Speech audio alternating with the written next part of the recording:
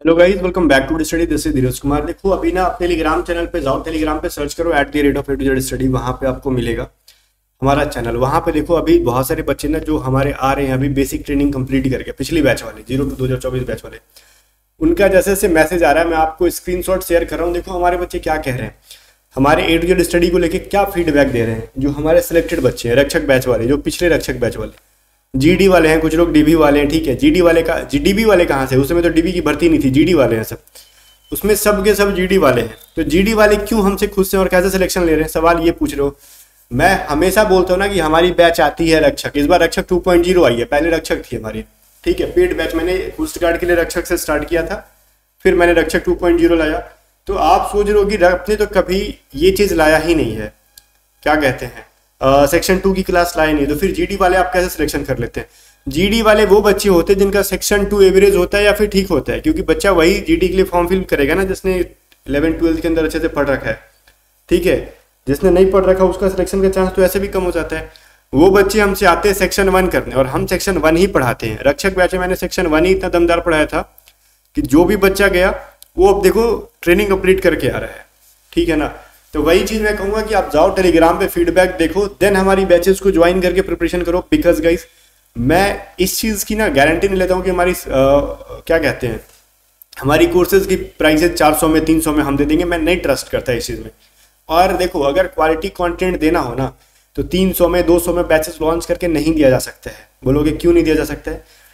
क्योंकि बहुत सारी ओल्ड चीजों को उठा के मैं आपको देते रहूं, मैं पैसे बचाऊं, पहले से जो बना के रखा वही मैं देते रहूं, क्या आप पढ़ के सिलेक्शन ले लोगे? नहीं, हर बार चीजों को अपडेट कराना होता है। और जब अपडेट कराना है ना तो लोगों को हायर करके टाइपिंग करा के मैनेजमेंट करा के चीजों को प्रोवाइड करना है, कॉस्ट बैठता है।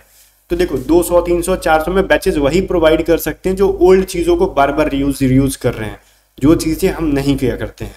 हमारी जितनी भी पीडीएफ्स आती हैं, मॉक टेस्ट आते हैं, ये सभी चीज़ें ऑलमोस्ट नहीं होती हैं, कुछ चीज़ों को छोड़ के कुछ चीज़ें रीयूज करनी पड़ती है। लाइक कॉन्सेप्ट मैथ की पीडीएफ उठा लो, मैथ के क्वेश्चंस अभी तो हमने जो दिए हैं वो अभी ओल्ड दिए हैं एंड अभी न्यू पीडीएफ बनवा रहे हैं हम लोग, तो इन सब के ऊपर कॉस्ट आती है ना। तो आपको लाइफ में 2 चीज़ों पे ध्यान देना होता है, पैसे की चिंता ना करके फिलहाल अपना टाइम पे फोकस करो, क्वालिटी कंटेंट पे करो। मैं इसकी प्राइस 400 कर सकता था, रक्षक बैच को ना नाम बदल के फिर से बेच सकता था, उसको मैं 300 में कर दूंगी क्योंकि मेरे को मेहनत करना नहीं पड़ता, सारा पैसा बच जाता मेरा।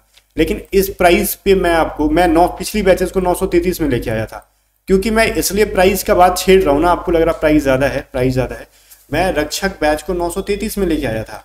बच्चों की डिमांड थी सर इस बार थोड़ा सा डिस्काउंट देना, डेट्स वाई रीजन मैं मैक्सिमम 633 पे आया। अब इससे ज़्यादा डिस्काउंट करूंगा तो मेरे को फिर वही काम करना पड़ेगा कि मैं भूल जाऊँ कि मेरे को बच्चों को सिलेक्शन दिलवाना है, मैं बस कमाने के चक्कर में पड़ जाऊंगा। 300 मैंने जहाँ किया कोर्स की प्राइस, हजारों की लाइन लग जाएंगे, समझ रहे हो बात, और मैं मेरी पॉकेट भर जाएगी। आपका सिलेक्शन का कोई फिक्स नहीं है। मैं कम बच्चों को पढ़ाता हूँ, ट्रेनिंग कंप्लीट करवाता हूँ, बात समझ रहे हो, ट्रेनिंग तक पहुँचाऊंगा कि आप कंप्लीट करके आओगे। बाकी चीज़ें हैं रक्षक 2.0 में भी सेम चीज़ है, प्राइस इससे नीचे नहीं जा सकती। अब सेक्शन 1 की चीज़ें कराएंगे, रिकॉर्डेड बैचेस है, 95% चीज़ों को हमने मेहनत करके अपलोड कर दिया। एयरफोर्स एग्जाम के बाद 5% जो बचा है वो भी अपलोड कर देंगे। जल्द मॉक टेस्ट आने वाली है इस बैच के अंदर, रेडी रहो। A2Z स्टडी आपको डाउनलोड करो, लिंक डिस्क्रिप्शन में। बैच के रिगार्डिंग कुछ भी इन्फॉर्मेशन चाहिए व्हाट्सअप करके पूछ सकते हो, व्हाट्सअप नंबर स्क्रीन पे। आगे आ जाओ, क्या कह रहा है, सौर मंडल में ग्रहों की गति को ग्रहों की गति जो है ना कौन सा नियम समझाता है? तो गाइस ऑब्वियस चीज है ना, सौर मंडल से पूछ रहे हैं आपका। ठीक है, तो सौर मंडल में ग्रहों की गति से नियम से लेके किसने दिया था? केपलर ने दिया था, तो केपलर के नियम से रिलेटेड होगा, सिंपल है, इसमें क्या ही बात कर सकते हैं। और थोड़ा सा एक्सप्लेनेशन में हमने ऐड कर रखा है कि आपकी जो क्या कहते हैं ऑर्बिट होती है वो कैसी होती है, इलिप्टिकल होती है, दीर्घवृत्तीय होती है। ठीक है, कक्षा बाकी चीज़ों को मैं पीडीएफ को ना, इसके पीडीएफ को जो मैं क्लास करा रहा हूँ यूट्यूब पे, टेलीग्राम पे अपलोड कर दूंगा रात में, आप उसको डाउनलोड करके पढ़ते रहना रेगुलर बेसिस पे। आपकी करो ना, साइंस अभी से मजबूत हो जाएगी। प्राकृतिक में सबसे मजबूत मौलिक कण कौन है? आपको लगता होगा ग्रेविटेशनल फोर्स है ना, ऐसा नहीं है।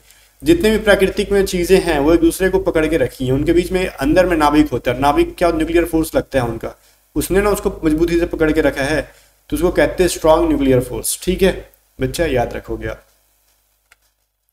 कह रहा है बताओ किस तत्व की वैद्युत ऋणात्मकता इलेक्ट्रोनिगेटिविटी सबसे अधिक होती है? तो सबसे अधिक पता है किसकी होती है? फ्लोरीन की होती है। 3 पॉइंट कितना होता है? 98 होता है। ठीक है, ये डेटा अगर आपको याद नहीं होता कोई दिक्कत नहीं है, 3.98 इतना पूछेगा भी नहीं। पॉलिंग स्केल पर इसकी जो होती है इलेक्ट्रोनिगेटिविटी सबसे ज़्यादा किसकी होती है, फ्लोरीन की होती है। बस याद रखना कि फ्लोरीन जो है सबसे ज़्यादा इलेक्ट्रोनिगेटिव एलिमेंट है, ठीक है, बस ये याद रखना है, इसका डेटा नहीं पूछेगा आपसे। फिर कह रहा है ऑयल ऑफ विट्रियोल के नाम से किसको जाना जाता है गाइस, ऑयल ऑफ विट्रियोल के नाम से ना H2SO4 that is sulphuric acid को जाना जाता है। क्यों? क्योंकि ये एसिडिक तो है ही, साथ में ऑयली भी है, इसकी प्रॉपर्टी है ये चीज़ों को हमने लिखा होगा एक्सप्लेनेशन में, देख लो, आप पढ़ सकते हो। ये आपके पढ़ने, ये एक्सप्लेनेशन ना मैंने आपके लिए रखा है, ठीक है, 100 पीस क्लिनिक स्क्रीन भरा भरा लगेगा। जब मैं PDF दूं तो इसको पढ़ना बैठ के, तमाशा नहीं है कि मैं बस मेहनत करवा रहा हूँ आपसे, मैं अपने लोगों से मेहनत नहीं करवा रहा, फालतू की नहीं करा रहा हूँ, मैं दे रहा हूँ कि आप पढ़ोगे। जब आप पढ़ोगे नहीं तो फिर मैं क्यों, पता है आपको, अगर मैं डायरेक्टली क्वेश्चन टाइप कराऊँ ना, सिर्फ क्वेश्चन एंड आंसर, तो मेरे को पर क्वेश्चन सिर्फ 5 रुपीज 4 रुपीज पे करना पड़ेगा। जहाँ एक्सप्लेनेशन मैंने करा के PPT बनवाता हूँ डिजाइन करवा के चीज़ों को, तो मेरे को 8 to 10 रुपीज पे करना पड़ता है। जब मैं आपके लिए इतना पेमेंट कर रहा हूँ ना, तो आप मेहनत से पढ़ना, पैसे वेस्ट ना हो। आप जब पढ़ लोगे, सिलेक्शन होगे, तो पैसे वसूल हो जाते हैं मेरे, ठीक है। तो जो चीज़ अगर मैं एक्सप्लेनेशन करा रहा हूँ ऐड, तो उसको पढ़ना जरूर आप। ओके गाइज, ग्रीन हाउस प्रभाव में सबसे अधिक योगदान देने वाली गैस कौन सी है? तो गाइज ये चीज आपको पता होगा, कार्बन डाइऑक्साइड। मोर देन कितना भाई? 70%। 70% से भी ज्यादा कितना? 76%। मैंने कहा क्या मोर देन 70%? बोलो, मैंने ऐसा क्यों बोला? 76% क्यों नहीं कहा? क्योंकि कभी कभी ऑप्शन में 76% ना देके लिख देता है लेस देन 76%, 70%, मोर देन 70%, ठीक है, ऐसे करके more than, less than 50%, more than 80%, ऐसे करके भी ऑप्शन बना देती है छोटा सा। तो याद रखना आप कि कार्बन डाइऑक्साइड जो है ग्रीन हाउस इफेक्ट के अंदर सबसे ज्यादा क्या होता है, कंट्रीब्यूट कर रहा होता है। फिर कह रहा है बताओ निम्नलिखित में से किसकी गति निर्वात में वैक्यूम में सबसे अधिक होती है? गाइस ध्यान से सुनो, दो चीज समझो। सॉलिड के अंदर सबसे ज्यादा स्पीड किसकी होती है? बोलोगे साउंड की सर, बहुत बढ़िया।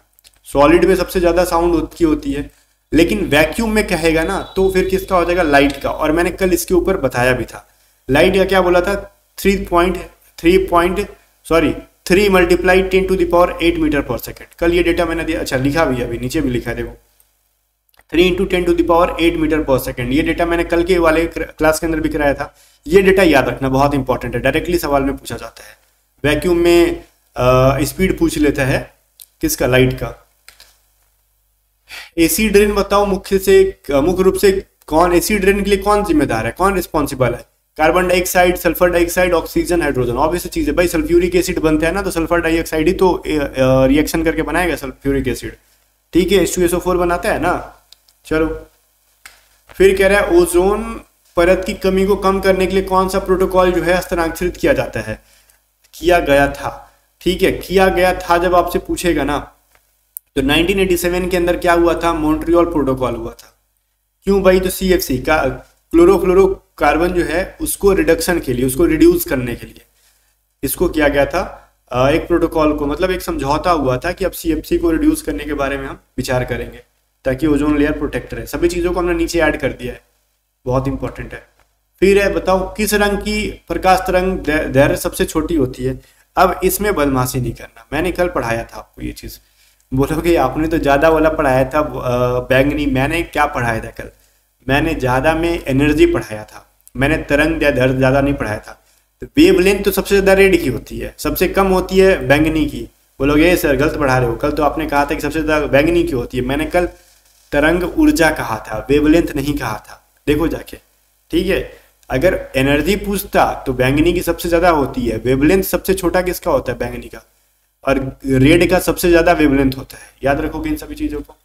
चलो ये डेटा दे रखा है कितना वेवलेंथ होता है 400 में, ये सभी चीजें नहीं पूछेगा एग्जाम में, बट पढ़ लोगे तो कोई दिक्कत है? बोलोगे नहीं। आ जाओ, कौन सा तत्व कमरे के तापमान पर लिक्विड फॉर्म में होता है? एलिमेंट है कौन सा तत्व? ठीक है, पारा है, ठीक है, चलो पारा ही है ना जो कि लिक्विड फॉर्म में होता है, सिंपल से है।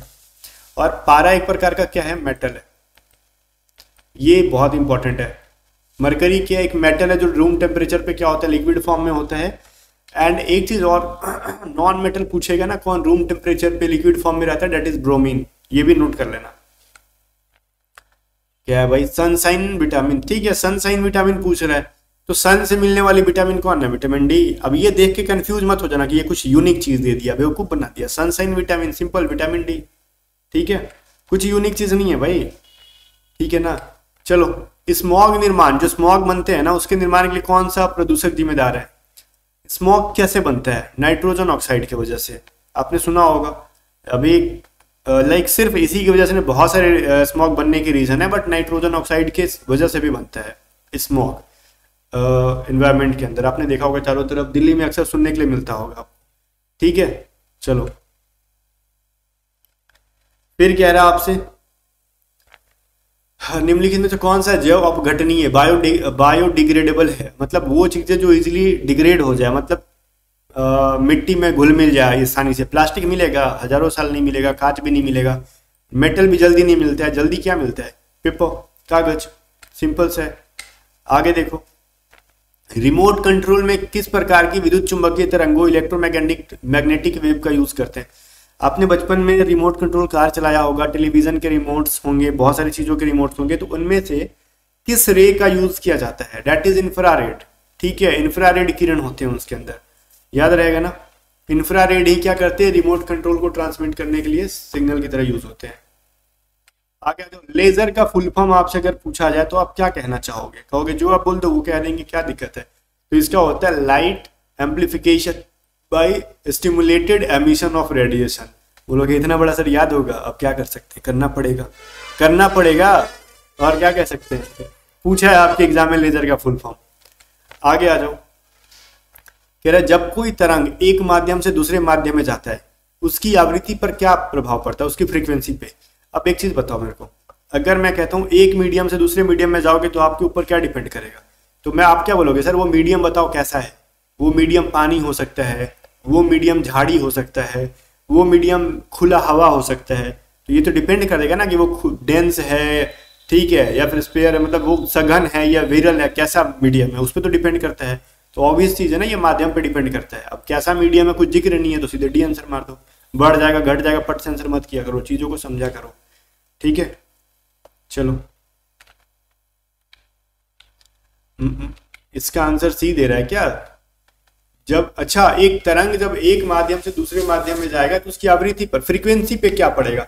अच्छा ठीक है, ये चीज ध्यान से सुनना, मैंने भी कुछ गलत नहीं बोला, बस यहाँ पे एक चीज समझो। मैंने क्या बोला? मैंने कहा ना कि डिपेंड ऑन देयर मीडियम। ठीक है, मैंने क्या बोला ना, ये चीज ध्यान से सुनना। मैंने यहाँ पे फ्रीक्वेंसी पे ध्यान नहीं दिया, मैं वेवलेंथ समझ के चल रहा था। उसको कहते तरंग दैर्ध्य। ठीक है, यहाँ पे अच्छा हुआ कि चीजें समझ में आ गई। मैंने जो बोला और जो मैं अब बोल रहा हूँ दोनों चीज ध्यान दो।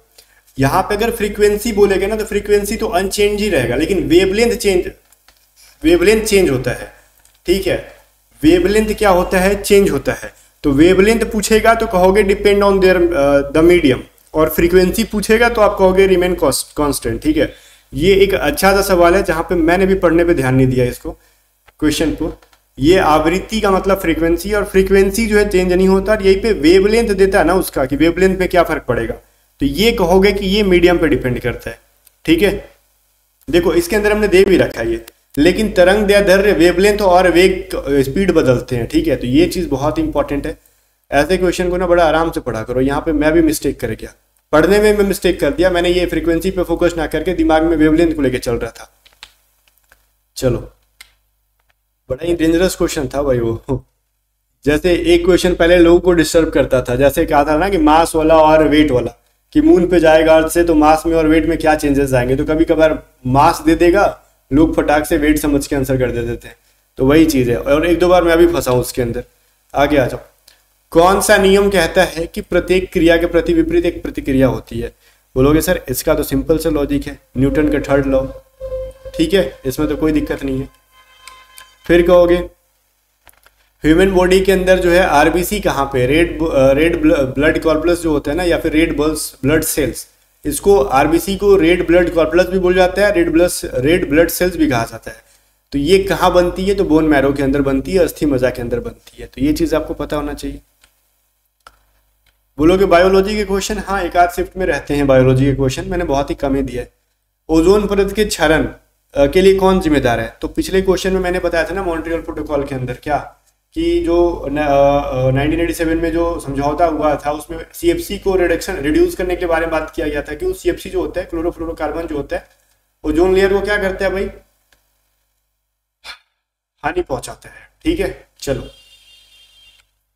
और ये जनरली फ्रीज से निकलता है, आपने सुना होगा, एसी से निकलता है। फिर कह रहा है कि सबसे कठोर पदार्थ प्रकृति में कौन सा है, which is the hardest natural substance. तो ऑब्वियस चीज है ना, ये क्या है, डायमंड है। ठीक है, डायमंड ही है, ग्रेफाइट नहीं है, डायमंड है, ऑप्शन सी के अंदर है। चलो फिर है, पृथ्वी के केंद्र पर किसी वस्तु का भार क्या होगा। तो ऑब्वियस चीज है, पृथ्वी के जब केंद्र पे जाओगे तो वस्तु का भार क्या होगा, 0 हो जाएगा, वहां पे सेंटर पे तो कुछ होगा ही नहीं। ठीक है, फिर ह्यूमिडिटी का तो कल मैंने पढ़ाया था, बोलोगे नहीं आपने तो ना वो पढ़ाया था, क्या कहते हैं, बैरोमीटर वाला था, बोला बताया था, मैंने उसी में जिक्र किया था ना कि ह्यूमिडिटी को किसमें मेजर करते हैं, आर्द्रता को, तो बोलोगे हाइग्रोमीटर, कल मैंने कराया था ये चीज, बोलोगे हाँ। ठीक है, तो ऑप्शन बी के अंदर है ये चला, तो ऑप्शन बी कहाँ पे, ठीक है। चलो फिर है, प्रकाश की तीव्रता की एसआई यूनिट क्या है, ल्यूमिनस इंटेंसिटी की क्या है भैया, एसआई यूनिट कैंडेला, कैंडेला ही है ना ल्यूमिनस इंटेंसिटी के एसआई यूनिट, और ये आपके एग्जाम में पूछा गया है। इन सभी क्वेश्चन की लिस्ट बनाओ, लिख लोगे ज्यादा बेटर रहेगा, नहीं लिखोगे तो फिर बाद में खोजना पड़ेगा इधर उधर। पूछ रहा है बताओ, अरे पूछ रहा है बताओ, निम्नलिखित में से कौन सी ऊर्जा की इकाई नहीं है। ठीक है, तो मेरे को एक बात बताओ, जूल जो है कि है ऊर्जा की इकाई, कैलोरी भी है, इलेक्ट्रॉन वोल्ट भी है, लेकिन वॉट किसकी है, पावर की यूनिट है। वॉट किस में मेजर करते हैं, पावर को वॉट के अंदर। ठीक है, चलो फिर कह रहा है, आयोडीन, आयोडीन की कमी से होने वाली बीमारी कौन सी है, तो ग्वाइटर है ना, जो कि गलगन के नाम से जानते हैं, गला में होती है। ठीक है, तो ये बायोलॉजी क्वेश्चन है। इसमें एक क्वेश्चन थोड़ा सा बड़ा खतरनाक दे रखा था, जहां से मैक्सिमम लोग फंसते, और मैंने भी पढ़ने में उसको ध्यान नहीं दिया कि क्या दे रखा है। ठीक है, बाकी यही है, कमेंट करके बताओ कितने क्वेश्चन के आंसर आपने सही किए। एंड जाने से पहले फिर से याद दिला दूं, रक्षक 2.0 आपका वेट कर रहा है, सेक्शन 1 की प्रिपरेशन करना चाहता हो तो आगे ज्वाइन करो एंड प्रिपरेशन में बूस्ट करो। ठीक है, प्रिपरेशन को अपने बूस्ट कर सकते हो इस बैच से पढ़ के।